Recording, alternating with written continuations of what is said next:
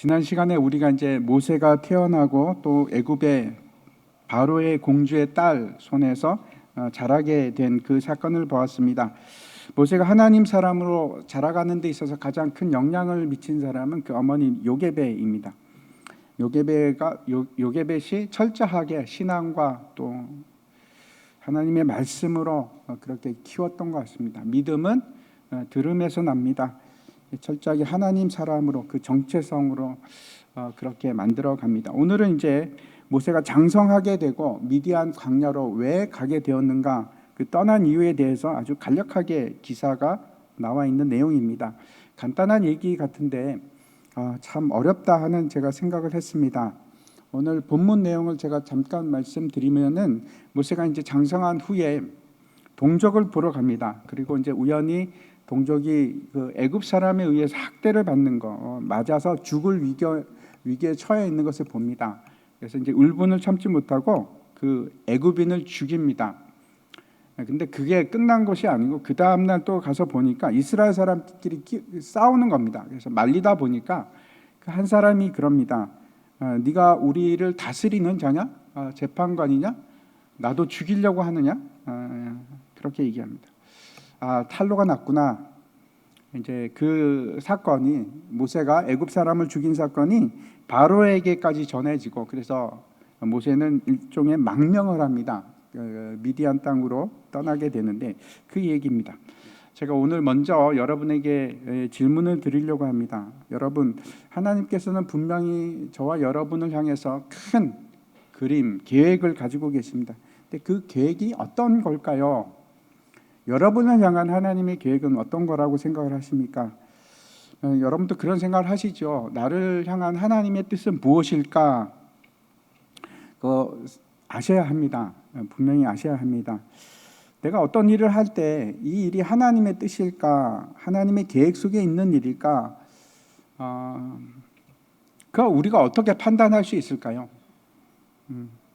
나는 이 일이 하나님 일이라고 생각했는데 알고 보니까 아닐 수도 있고, 아니라고 생각했는 것이 하나님의 일일 수도 있고, 그렇지 않습니까? 우리가 잘 모를 때가 많이 있습니다. 하나님의 뜻을 분명하게 아는 것은 그렇게 쉬운 일이 아닌 것 같습니다. 하나님의 뜻을 어떻게 알 수 있을까? 우리가 잘 아는 에베소서 5장 17절 말씀 한번 보겠습니다. 같이 한번 읽겠습니다. 그러므로 어리석은 자가 되지 말고 오직 주의 뜻이 무엇인가 이해하라. 지혜로운 자가 된다는 것은 하나님의 뜻이 무엇인지 이해하는 자가 되는 것입니다. 하나님의 뜻이 뭔가, 저를 향한, 여러분을 향한, 우리는 하나님께 물어볼 것이 많습니다. 하나님, 제가 사업을 언제 시작할까요? 하나님, 무슨 사업을 할까요? 하나님, 우리 아들은 어디를 가야 됩니까? 무슨 대학을 가야 됩니까? 제가 이사를 가려고 하는데 어느 쪽으로 가야 좋을까요?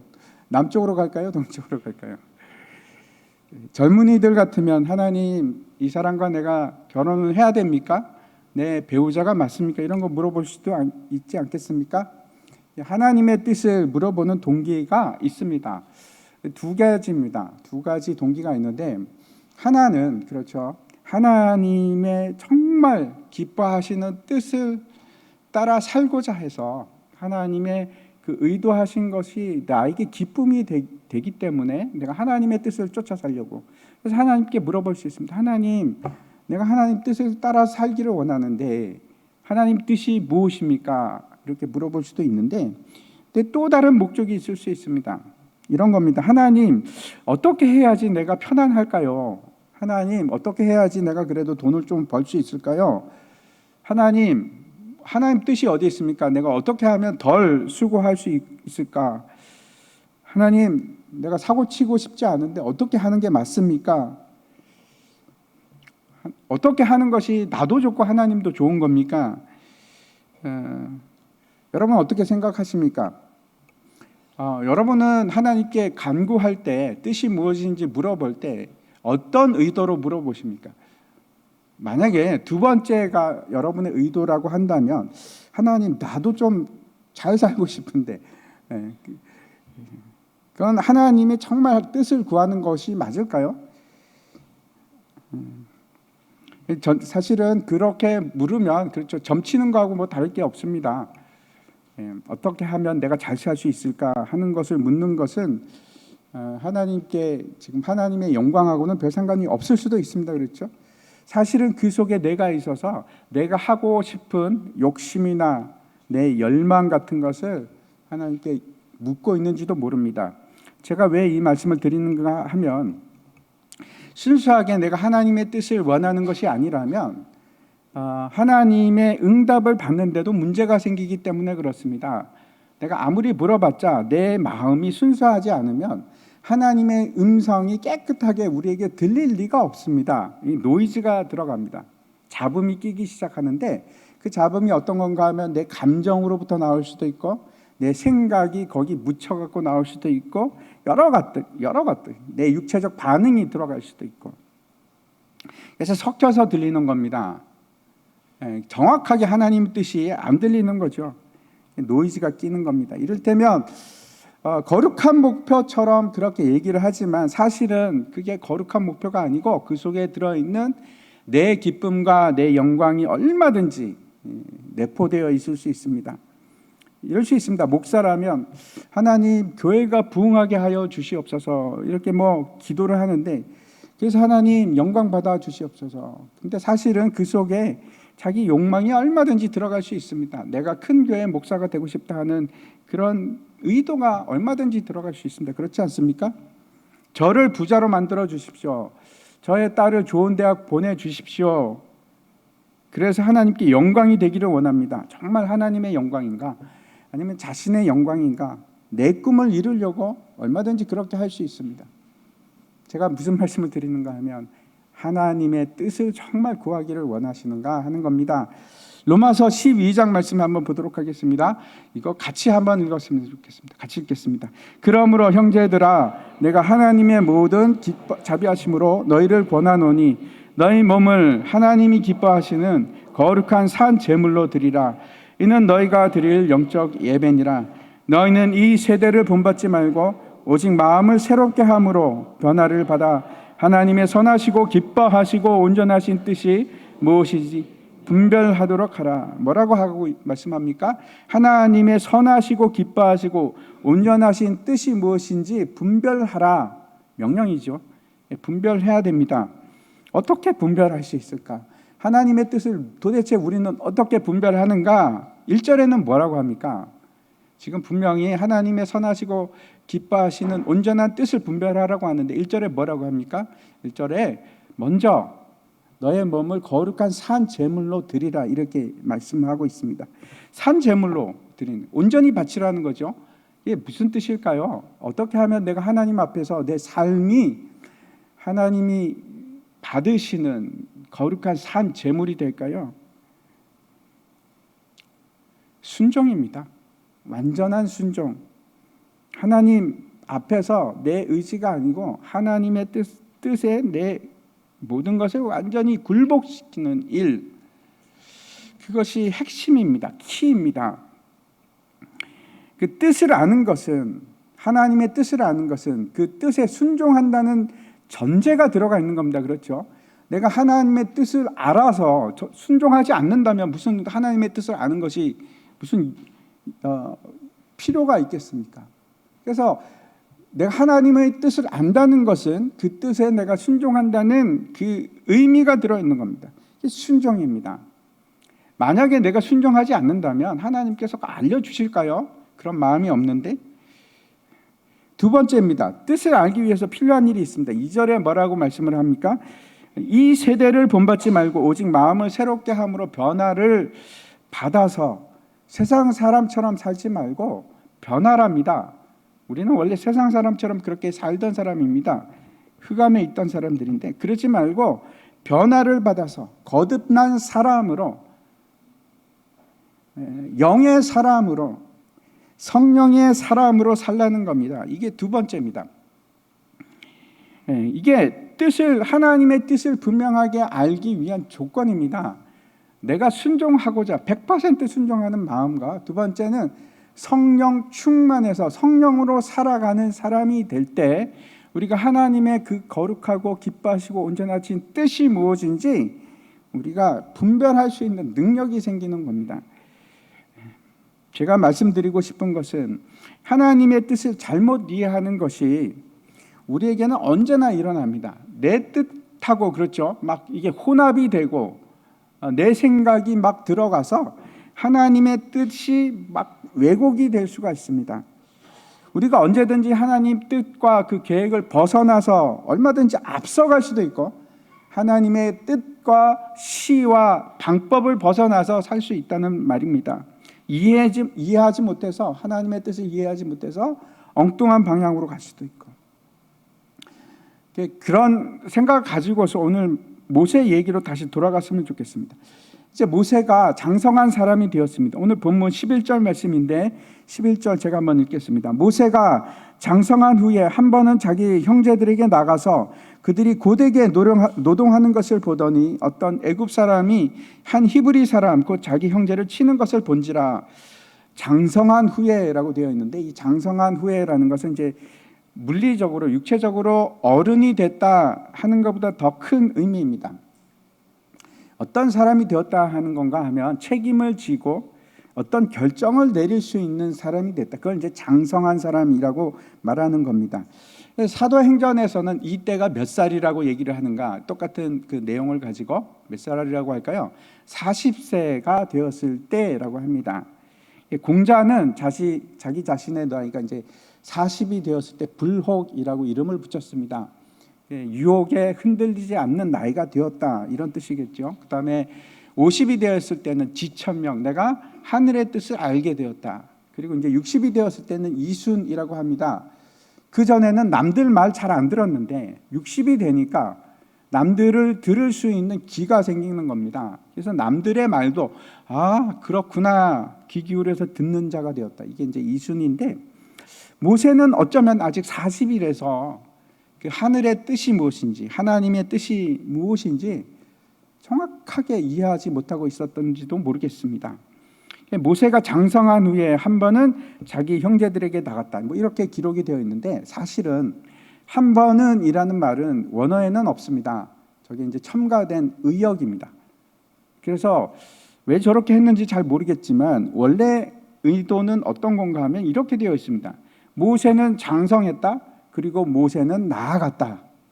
전혀 느낌이 다르지요. 이 11절 말씀을 보면은 마치 모세가 그냥 우연히 어떻게 산보 마시를 나갔다가 그런 사건을 본 것처럼 그렇게 이제 우리가 각인할 수 있습니다. 우리가 생각할 수 있는데 전혀 그런 의미가 아닙니다. 어떤 건가 하면 저거는 굉장히 목적성을 가지고 그곳으로 간 겁니다. 그 현장으로 간 겁니다. 모세가 장성해서 완전히 자기 뜻을 세우고 이제 형제들 곁으로 가는 겁니다. 이거는 굉장히 강한 의미입니다. 결단을 가지고 갔다는 의미가 아주 강하게 들어 있습니다.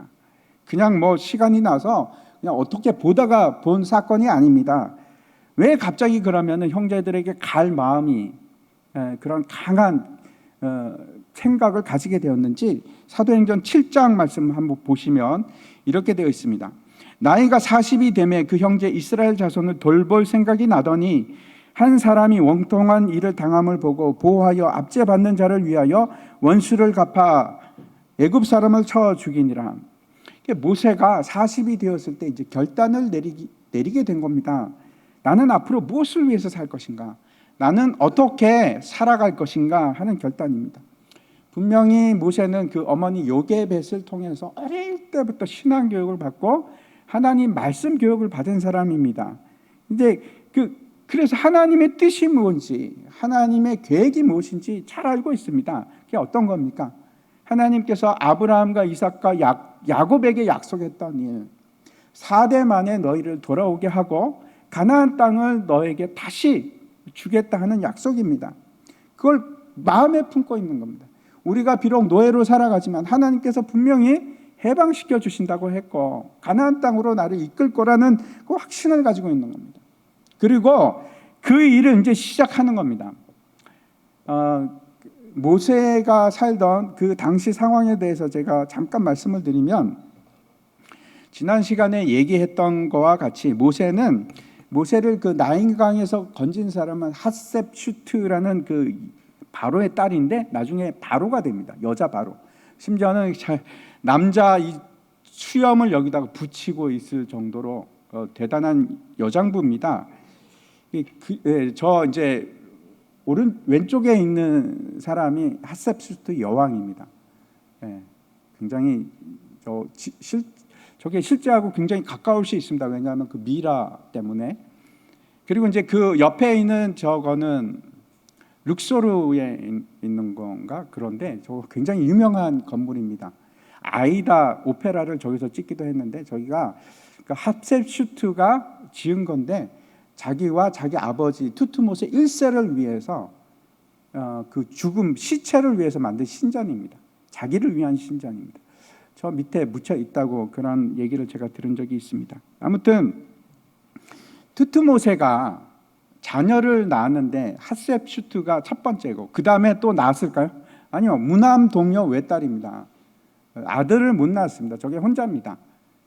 그래서 저 어떻게 하는가 하면 이제 핫셉슈트가 누구랑 결혼을 하게 되는가 하면 그 아버지가 후처를 얻어가지고 후궁을 얻어서 또 아들을 한 명을 낳습니다. 그게 투트모세 2세인데 자기 배다른 동생이죠. 배다른 동생하고 결혼을 합니다. 결혼을 해서 아이를 낳는가? 없습니다. 자식이 없습니다. 그래서 모세가 그 핫셉슈트의 양아들이 되는 겁니다. 단 유일한 아들입니다. 그리고 나서 이제 어떤 일이 있었는가 하면 그 투트모세 2세 남편이죠. 남편은 일찍 요절을 합니다. 그리고 요절하기 전에 어떤 일을 했는가 하면 후궁 하여튼 여자를 하나 구해가지고 아들을 낳았습니다. 그게 투트모세 3세입니다. 투트모세 3세하고 조금 근데 정실이 아니죠. 그쪽은 굉장히 많이 이제 원래 핏줄하고는 멀어져 있는 상태입니다. 그래서 실제로 가장 정통성을 가지고 있는 사람은 저 핫셉슈트인데 아들이 없습니다. 근데 그 양아들이 누군가? 모세입니다. 제가 무슨 말씀을 드리는가 하면 모세하고 투트모세 3세는 정적 관계인 겁니다. 누가 바로가 될 것인가? 누가 바로를 이을 건가 하는 그 문제입니다. 아마 이게 굉장히 심각했을 것 같습니다. 그 모세하고 그러니까 투트모세 3세하고는 나이 차가 어느 정도 나는가? 제가 뭐 대충 계산을 해보니까 한 20살 좀 넘게 나는 것 같습니다. 나중에 투트모세 3세가 왕이 되는데 바로가 되는데 그때가 10살입니다. 그래서 저 여자가 이제 섭정을 하게 되는데 그때 모세는 30살이 넘었을 것 같습니다. 계속 모세하고는 라이벌 관계인데 투트모세 3세는 어떻게 해서든지 모세를 없애고 싶었을 겁니다. 그래서 나중에 그 살인 사건이 났을 때 모세가 이 애굽 사람을 죽였을 때 바로 사형 명령을 내리죠. 그 사람이 누군가? 투트모세 3세입니다. 그리고 이 사람 때문에 이제 망명을 가게 되는데 그게 하나도 이상한 일이 아니죠. 모세가 이런 상황입니다. 모세는 바로가 될 것인가 아니면 민족을 구원하는 사람이 될 건가 늘 고민해 있었을 겁니다. 모세가 정말 어떤 생각을 가지고 이런 결정을 하게 되었는지 히브리서를 한번 보도록 하겠습니다. 히브리서 11장 말씀인데 24절부터 제가 한번 보도록 하겠습니다. 믿음으로 모세는 장성하여 바로의 공주 아들이라 칭함받기를 거절하고 도리어 하나님의 백성과 함께 고난받기를 잠시 죄악의 낙을 누리는 것보다 더 좋아하고 계속해서 26절과 27절 보면 그리스도를 위하여 받는 수모를 애굽의 모든 보화랍니다. 더 큰 재물로 여겼으니 이는 상 주심을 바라봄이라. 믿음으로 애굽을 떠나 왕의 노함을 무서워하지 아니하고 곧 보이지 아니하는 자를 보는 것 같이 하여 참았으며 이렇게 참 놀라운 기록을 하고 있습니다. 제가 오늘 본문이 참 어렵다고 생각하는 이유가 이겁니다. 출애굽기를 읽을 때는 그 느낌이 어떤 건가 하면 우연히 모세가 혈기왕성한 그 모세가 우연히 사람을 죽이게 되고 그래서 미디안 땅으로 갔구나 이런 생각이 드는데 근데 히브리서를 읽으면 전혀 다른 말씀처럼 느껴집니다. 여기서는 그렇지가 않은 겁니다. 이 일의 모든 시작이 뭘로 시작을 합니까? 하나님을 믿는 믿음으로 시작하는 겁니다. 그 일이 믿음으로 시작했다고 말씀하고 있고 24절에는 이렇게 되어 있습니다. 바로의 공주의 아들이라 칭함받기를 거절했다. 이 거절했다는 것은 초이스가 있었다 이런 뜻입니다. 무슨 얘기일까요? 누군가가 그런 겁니다. 제안을 한 겁니다. 모세에게. 모세, 나랑 같이 협력해서 내가 당신을 바로로 만들겠어. 내가 당신을 바로를 만들어 줄 테니까 나랑 같이 일합시다. 누가 이런 제안을 했던 것 같습니다. 근데 뭐라고 합니까? 모세가 거절합니다. 실소.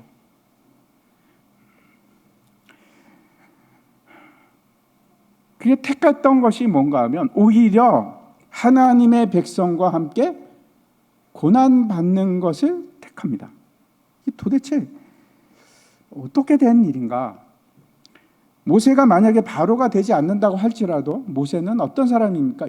이집트의 왕자입니다. 애굽의 왕자입니다. 마음대로 권력을 누리고 마음대로 치유할 수 있고 또 생각해 보십시오. 왕자의 지위를 이용해서 얼마든지 어떤 일도 할 수 있습니다. 하나님께서 그 일을 위해서 모세를 왕자의 지위에 올리지 않았을까? 우리가 쉽게 생각할 수 있는 결론 중에 하나입니다. 그렇죠? 내가 높은 사람이 된다면, 내가 사회에 어떤 영향력을 미칠 수 있는 사람이 될 수만 있다면, 내가 하나님을 위해서 큰 일을 할 텐데, 그런 생각을 하는 겁니다. 우리가 아주 쉽게 가질 수 있는 하나님의 뜻에 대한 생각입니다. 우리 크리스찬이 사회의 리더가 되자, 기둥이 되자, 우리가 그리스도의 문화를 퍼뜨리고 우리가 승리자가 되자. 여러분 그런 말씀 많이 들어봤죠? 그게 맞나? 이 땅에서 승리하자. 우리가 변혁시키자. 근데 이 히브리서에서는 그게 하나님의 뜻이 아니라는 겁니다. 모세가 그걸 포기를 합니다. 왜? 믿음이 있기 때문에 포기를 한다는 겁니다. 내가 바로가 되면, 내가 바로가 아니더라도 적어도 왕자가 된다면 생각해 보십시오. 이스라엘 백성들 좀 편하게 해주고 잘만 하면 이스라엘 백성들 그냥 해방시키는 것도 가능하지 않을까? 그렇게 생각하는 것이 우리의 지극히 당연한 생각 아니겠습니까? 근데 아닙니다. 도대체 이 믿음이라는 것이 뭐길래 왜 저걸 거절해? 굴러 들어온 복인데 그걸 차고 도리어 뭐라고 얘기하는가 하면 하나님의 백성들과 함께 고난을 받는 26절에서는 뭐라고 얘기하는가 하면 그리스도를 위하여 받는 수모를 돈보다 더 큰 재물로 여겼다. 이렇게 말씀하고 있습니다.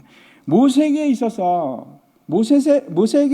그 동족을 살리는 일, 하나님의 백성을 구원하는 일은 그걸 하지 않으면 어떤 상태가 되는가 하면 모세에게 있어서는 하나님의 말씀의 명령에 불순종하는 겁니다. 불복하는 일이 되는 겁니다.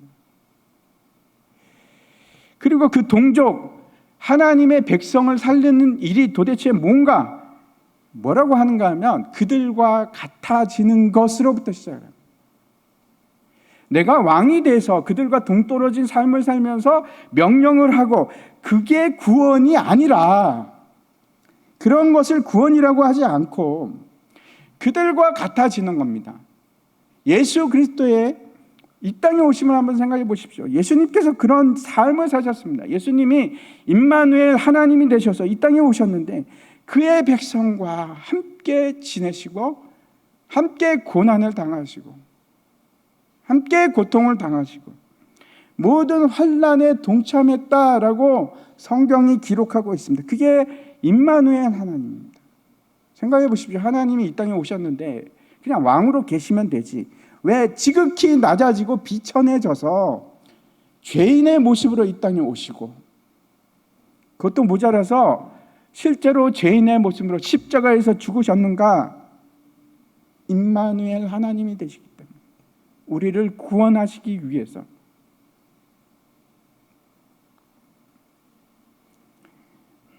백성과 같이 낮아지신 겁니다. 의인과 함께 하시는 것이 아니고 죄인들과 함께 하셨습니다. 우리 예수님이 그런 분이십니다. 근데 놀랍게도 구원이라는 것은 거기서부터 시작을 합니다. 모세도 마찬가지입니다. 이 백성을 구원하기 위해서 그가 택했던 것은 그 백성과 똑같이 낮아진, 그래서 함께 고난을 당하는 자가 그 편에 서는 겁니다. 이사야서 63장 말씀 한번 보여주시기 바랍니다.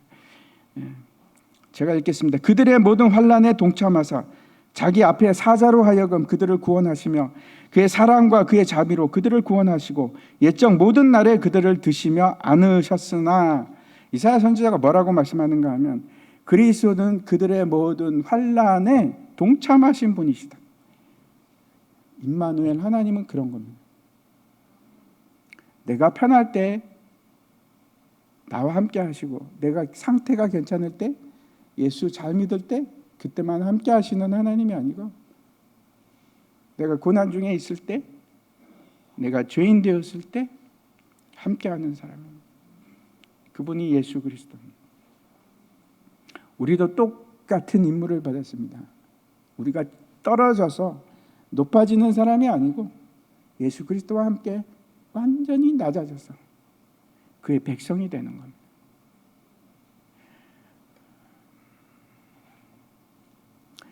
믿음으로 모세가 왕의 분노함을 두려워했던 것이 아니고 보이지 않는 자가 누굴까요? 하나님. 그의 마음속에 있었던 건 하나님. 그래서 애굽을 떠나 모든 것을 그 보이지 않는 자 때문에 참았다, 그렇게 말씀하고 있습니다. 이게 모세의 생각입니다. 다시 출애굽기로 돌아가서 결론적으로 모세가 내린 결론은 이제 나는 내 민족의 편에 서서 내 민족을 구원하겠다는 겁니다. 그들과 함께 하겠다는 겁니다. 내 지위를 버리고서라도 그 믿음을 따라서. 그래서 모세가 뜻을 세우고 자기 동포들을 찾아간 곳이 그 노역 현장이었습니다. 그곳으로 갑니다. 그래서 그가 봤던 것은 애굽 사람이 자기 백성을 학대하는 일이었습니다. 때려 죽이려고 하는데 그걸 못 참습니다. 본문 12절인데 같이 한번 읽도록 하겠습니다. 2장 12절 말씀 같이 읽겠습니다. 좌우를 살펴 사람이 없음을 보고 그 애굽 사람을 쳐 죽여 모래 속에 감추니라. 모세는 믿음이 있었습니다. 그리고 믿음의 결정을 했고 그 마음의 결정을 해서 이제 때가 됐구나, 이스라엘 백성을 내가 구원해야겠다, 그리고 행동으로 옮기는 것이, 그런데 그것이 하나님의 뜻이었는가 하는 겁니다. 하나님의 뜻을 아는 것만 중요한 것이 아니고 그 하나님의 뜻이 행해지는 시기도 중요할 것뿐만 아니고 그 방법도 중요합니다. 우리가 하나님의 뜻을 받아들인다는 것은 그 목적만 얘기하는 것이 아니고 그 방법과 시기도 마찬가지입니다. 하나님의 때가 있습니다. 기다려라 그러면 기다리고, 하나님 이렇게 해서 하라 그러면 그렇게 하는 거고, 그걸 모두가 우리가 받아들일 준비가 되어 있어야 합니다. 모세가 그러면 그렇게 애굽 사람을 죽이는 것이 하나님의 뜻이었는가? 그것이 이스라엘 백성을 구원하는 하나님의 방법이었는가? 아니었습니다. 하나님의 뜻이 아니었습니다. 그리고 그 때도 아니었습니다. 우리가 먼저 관심을 가져야 할 것은 한번 보십시오. 저 12절 말씀 보면 좌우를 살펴 사람이 없음을 보고 이렇게 되어 있습니다. 모세는 이집트 왕자입니다. 거리낄 사람이 없는 사람인데 모든 애굽의 지혜를 다 통달을 했고 이해했고 배웠고 성장해서 이제는 사람들을 이끌 수 있는 마흔에 이르는 사람이 됐습니다. 나이가 그랬고 충분한 그런 지위를 가지고 있는 사람입니다. 그리고 자신은 확신을 가지고 있었습니다. 하나님께서 분명히 나를 통해서 일하실 거야. 내가 하나님의 도구가 될 거야. 구원의 도구가 될 거야. 하는 믿음을 가지고 있었습니다. 근데 그가 했던 첫 번째 하는 일이 뭐였는가 하면 주위를 살피는 일이었습니다. 하나님의 사람은, 하나님의 일을 하는 사람은 사람을 쳐다보지 않습니다. 한 장 넘겨주시기 바랍니다. 이거 첫 번째입니다. 만약에 모세가 하나님의 뜻을 충분히 알고 하나님의 일이 바로 지금이다 하는 확신을 가지고 있었으면 눈치를 살폈을까요? 그냥 했겠죠. 이거는 하나님의 일이 확실하다. 그러면 사람의 눈치 볼 일이 뭐가 있겠습니까? 살필 필요가 뭐가 있겠습니까? 모세가 지금이 하나님이 애굽을 심판하는 방법이다, 이 시기다 확신이 있었으면 그냥 눈치 볼 거 없이 그냥 막 했을 겁니다. 근데 그렇지 못했습니다. 두려워합니다. 왜? 하나님의 뜻이 아니라서 그런 겁니다. 하나님의 뜻은 늘 우리에게 평안을 줍니다. 우리가 사람을 두려워할 것인가, 하나님을 두려워할 것인가, 사람을 볼 것인가, 내가 하나님을 볼 것인가. 하나님의 일은 사람을 볼 필요가 없습니다. 하나님만 바라보면 됩니다. 사람들이 무슨 말을 하든 그게 중요한 것이 아니고 하나님이 나에게 뭐라고 하시는가, 그게 중요하지 않습니까? 내 뜻이 중요한 것도 아니고 하나님입니다. 우리가 여전히 사람의 눈을 의식하고 있다면 그거는 하나님의 때도 아니고 하나님의 일도 아닐 수 있습니다. 늘 하나님의 일은 하나님만 바라보게 합니다. 아주 중요한 판단의 방법입니다. 두 번째 14절 말씀 한번 보시기 바랍니다. 제가 읽겠습니다. 그가 이르되 누가 너를 우리를 다스리는 자와 재판관으로 삼았느냐? 내가 애굽 사람을 죽인 것처럼 나도 죽이려느냐? 모세가 두려워하여 이르되 일이 탈로 되었도다. 이 말로, 이 이스라엘 사람이죠, 동족이 하는 말로 모세가 굉장히 타격을 입습니다. 그 사도행전 말씀을 한번 보도록 하겠습니다. 7장 25절인데 같이 한번 읽겠습니다. 시작. 그는 그의 형제들이 하나님께서 자기의 손을 통하여 구원해 주시는 것을 깨달으리라고 생각하였으나 그들이 깨닫지 못하였더라. 모세는 당연히 그렇게 생각했습니다. 이스라엘 내 동족들은 나를 인정해 줄 거야.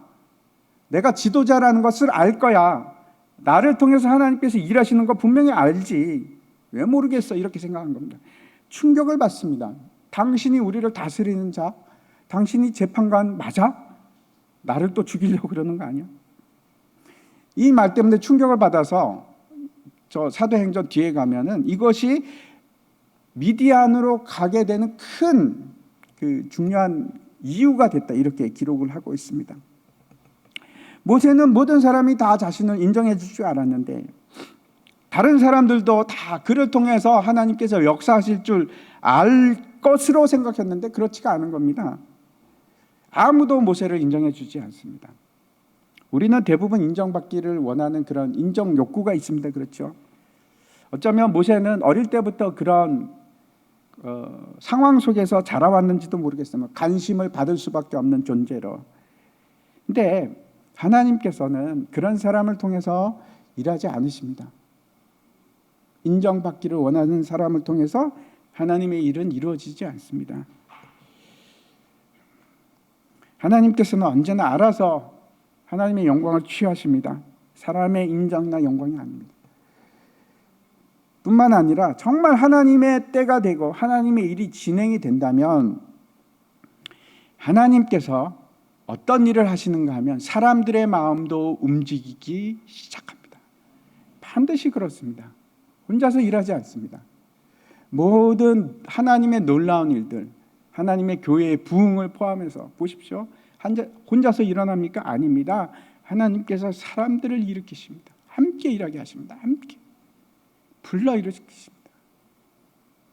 나 혼자만 그렇게 갈 수가 없습니다. 하나님께서 모든 환경을 그렇게 몰아가십니다. 그렇게 만들어 주십니다. 이게 두 번째입니다. 한 장 넘겨주십시오. 하나님의 일은 혼자가 절대로 아닙니다. 하나님의 일은 그의 백성과 함께 시작이 됩니다. 무언가가 연결이 되고 무언가 일이 일어나기 시작하고 사람들이 일어나기 시작하고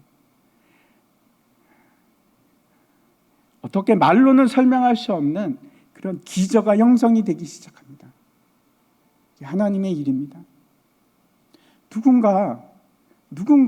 누군가로부터 어떤 일으킴을 받은 듯한 그런 일들이 막 일어나기 시작합니다. 지금 모세는 전혀 그렇지가 않습니다.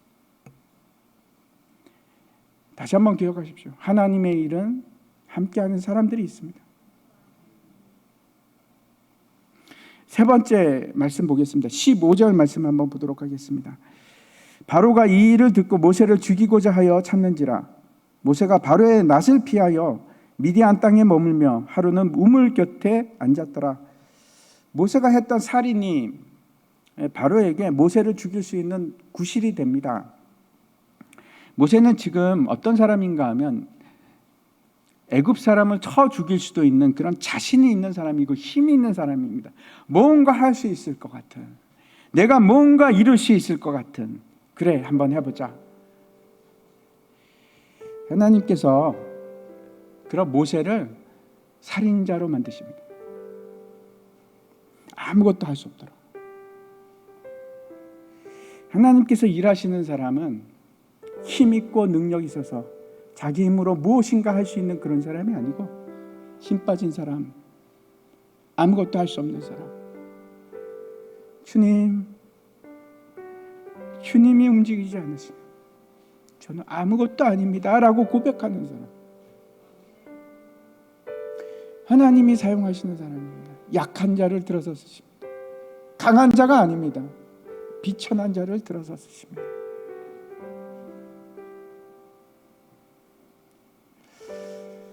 하나님께서 힘을 빼십니다.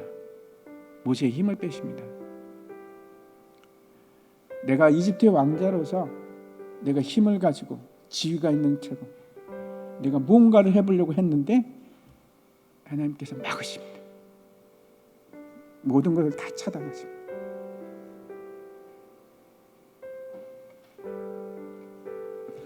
다시 처음으로 돌아가서 우리가 분명히 하나님께서 우리에게 주신 계획이 있고 큰 그림이 있습니다. 그렇죠?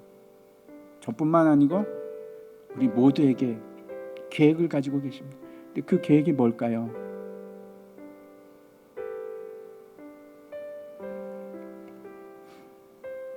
첫 번째, 하나님의 계획은 이런 겁니다. 우리를 예수 그리스도 닮아가는 사람으로 만드는 것. 예수 그리스도의 형상이 나오는 사람입니다.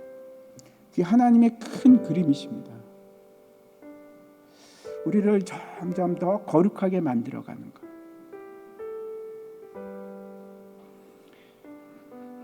거룩.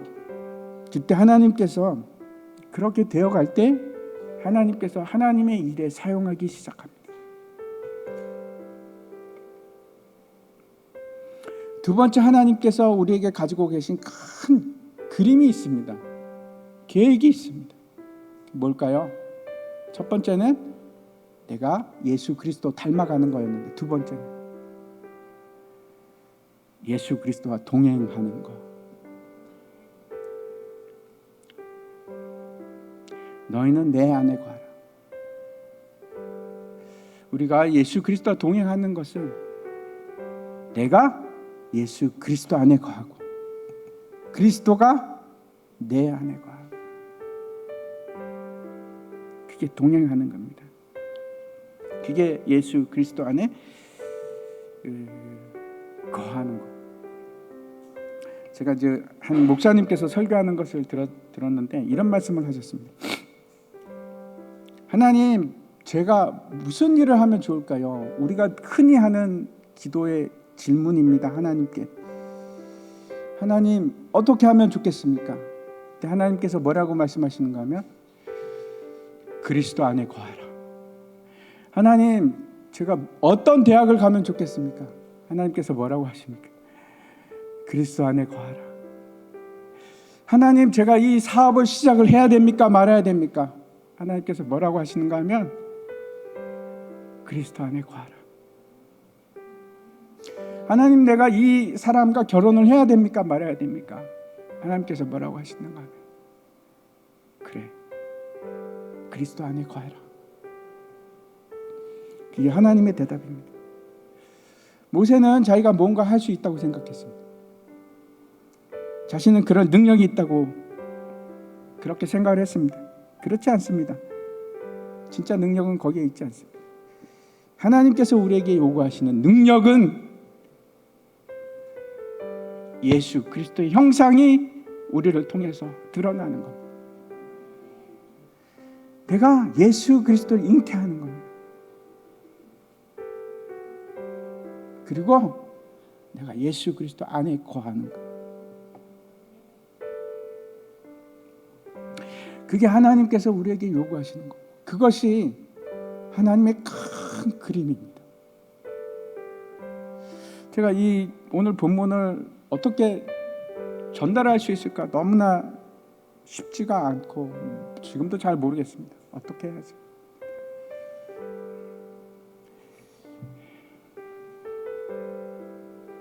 하나님께서는 우리에게 요구하시는 것은 주의 뜻을 따라서 주의 뜻을 행하는 것인데 그게 뭔지 여러분 이해하시기 바랍니다. 예수 그리스도 닮아가고 예수 그리스도 안에 거. 그게 답입니다. 그렇게 될 때 내가 예수 그리스도와 함께 거하고 그와 동행하기 시작하면 모든 하나님의 뜻이 풀려가기 시작합니다. 알려지기 시작하고 나타나기 시작하고 보여지기 시작합니다. 그것이 하나님의 뜻을 이루는 방법입니다. 다 함께 일어나셔서 우리 같이 찬양했으면 좋겠습니다.